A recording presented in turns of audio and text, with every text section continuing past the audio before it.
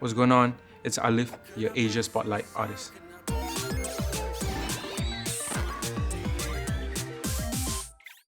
The real Alyph, A-L-I-F, the Alyph is playful, lazy, and forgetful.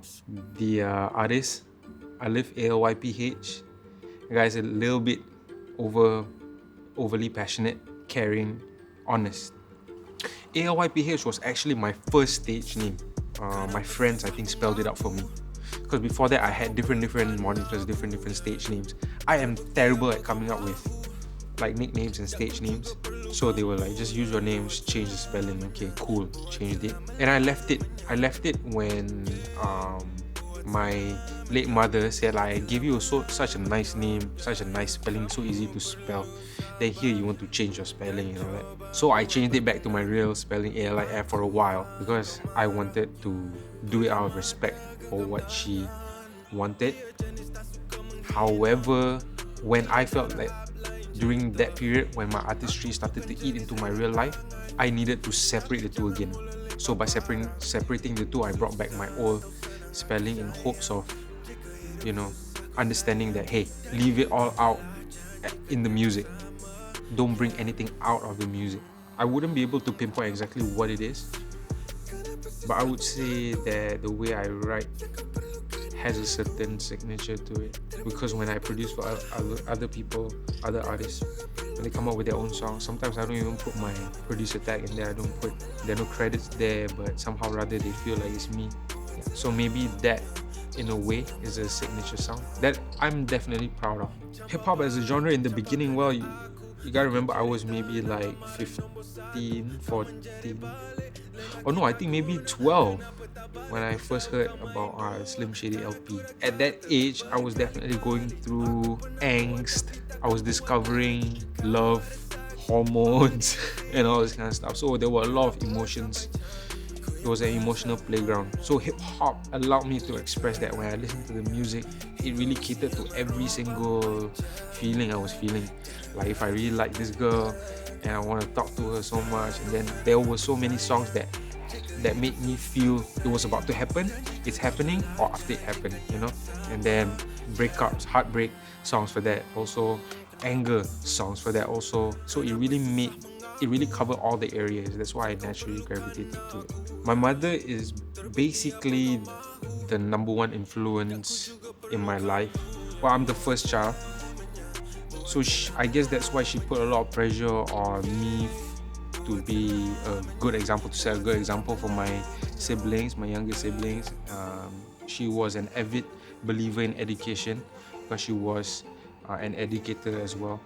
Of course, if the moment I'm left alone, I go left very far, and she would get super angry. She would get so angry. But the way that she expresses all these things, her anger, excitement, happiness for me, was something that I hold dearly, and I learned from her. I learned how she expresses her emotions, feelings.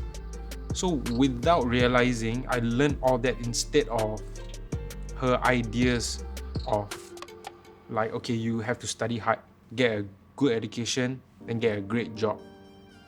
I didn't take that from her. Instead, I took how she was as a person. She initially obviously she didn't support her son trying to rap. Like, I was in Sec 3 or something, and I told her, and she found me rapping. I really love this.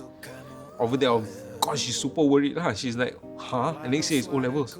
So it took a while to convince her. Till she came to a show, she saw what I could do and the response, and she started believing. But again, she was not a supporter in terms of like, let me take care of this, let me take care of that, let me follow you to the shows and all that. She would support me from a distance. Like, okay, if this is what you decide on, then don't be a quitter. Do it well. Eminem, definitely. You have. I never got to see him in concert, but I clearly recall, apart from Duran Duran and Scorpion, Michael Jackson was the artist that I wanted to become. From there, then I moved on to people like Twister, listened to a lot of Faith Evans, listened to a lot of Boyz II Men, Britney Spears, biggest crush on Britney Spears. So you gotta imagine really adoring all these different kinds of music and then applying them into hip-hop, applying them into rap. it's almost like I give them a piece of me. I don't just give them a song. Because most artists come in the studio and they are like, can you make a song like that song? Can you make a song like this song? Especially the managers and the A&Rs. And I feel they don't know how to do their job at all. Because these artists are all still so lost. When this happens and I see all these artists come in, I'm very honest with them. You know, like, you don't fit the bill. I'll talk to them for a very long time, and then I have my phone ready, my notepad, and then I'll be jotting down like their characteristics, the things that they like, the background. And then I would have, by the time we're done talking, I would have maybe 10 different topics of what they could talk about. And then I'll share it with them. Like, how do you feel talking about all this? You see, it's nothing like you asked me for, right? But you're comfortable doing this. Because when you go on stage and you perform, and people watch you perform, they can feel whether you're telling a lie or not. Most of them appreciate it. We go through that process, we make the music, and they go out, and then I try to follow up through all the way to the music video, how they look, how they speak in interviews, the clothes that they wear. I follow all of that, because most managers and A&Rs don't do that. I don't have to waste my energy to do that, but I cannot let that go, because I feel like this song is about to create this person's future and this person's career, and they cannot mess it up. However, I am not about to tell you what to do next. I'm just here to make sure I ask you the right questions so you keep moving forward.